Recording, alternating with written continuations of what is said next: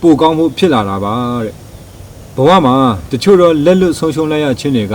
ပုံမကောင်းမွန်တဲ့အရာတွေကိုလက်ခံရယူနိုင်ဖို့အတွက်လမ်းရှင်းပေးလိုက်ရတာဖြစ်ပါတယ်အချစ်ရေးမှာပဲဖြစ်ဖြစ်ပေါင်းတင်ဆက်ဆံရေးမှာပဲဖြစ်ဖြစ်ကိုသိတ်ခင်တွေမဲ့မောရတဲ့လူတစ်ယောက်ကိုလက်လွတ်ဆုံးရှုံးလိုက်ရတဲ့အခိုက်အတန့်မျိုးတွေရှိတတ်ပါတယ်သူဟာကိုယ့်ဘဝအတွက်တော့တိတ်ကိုတန်ဖိုးထားတွေ့တာစရာလူတစ်ယောက်ပါပဲ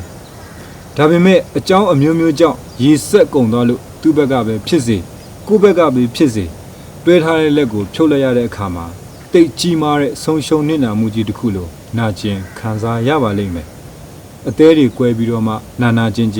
ထိခိုက်ခံစားရပါလိမ့်မယ်ဒါပေမဲ့အချိန်တစ်ခုကြာလာတဲ့အခါမှာကိုယ့်ဘဝအတွက်ပိုပြီးထိုက်တန်ကောင်းမွန်တဲ့လူတစ်ယောက်ကကိုယ့်နဘေးနာရောက်လာတာကိုတတိပြုမိပါလိမ့်မယ်ကိုသိတ်လိုချင်နေတဲ့အခွင့်အလမ်းတချို့ကိုမျှော်လင့်ထားသလိုဖြစ်မလာပဲလဲချော်လက်လွတ်လိုက်ရတဲ့အချိန်အခါမျိုးတွေနဲ့ကြုံတွေ့ရတဲ့အခါမှာဘဝရဲ့အဆုံးသက်တစ်ခုလုံးခါခါတီးတီးနာကျင်ခံစားမနေပါနဲ့သူ့ထက်ပိုကောင်းမွန်တဲ့အခွင့်အရေးတွေပုံစံတစ်မျိုးနဲ့တခြားနေရာနေပြီးတော့မှပေါ်ပေါက်လာတတ်ပါသေးတယ်တေချာတာတစ်ခုကကိုယ့်ရဲ့စိတ်တွေက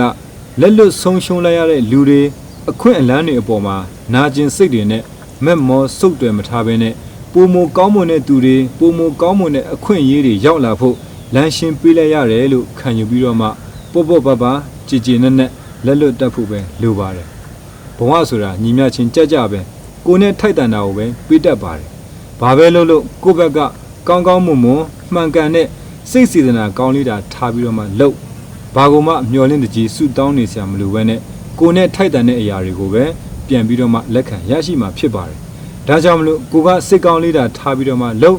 ကြောခန်းနှုတ်ဆက်ထွက်ခွာသွားတဲ့သူတွေကိုနာကျင်စွာတန်ဆွဲမဲ့မောမနေပါနဲ့သူ့ထက်ပိုကောင်းမွန်တဲ့သူရောက်လာဖို့အတွက်သူကလမ်းဖယ်ပေးရတာဖြစ်ပါတယ်အလားတူပဲအလုတ်ကန်အခွင့်အလမ်းတချို့လက်လွတ်ဆုံးရှုံးလိုက်ရလို့ကိုယ့်ဘဝတစ်ခုလုံးပြီးဆုံးသွားသလိုနာကျင်ခံစားမနေပါနဲ့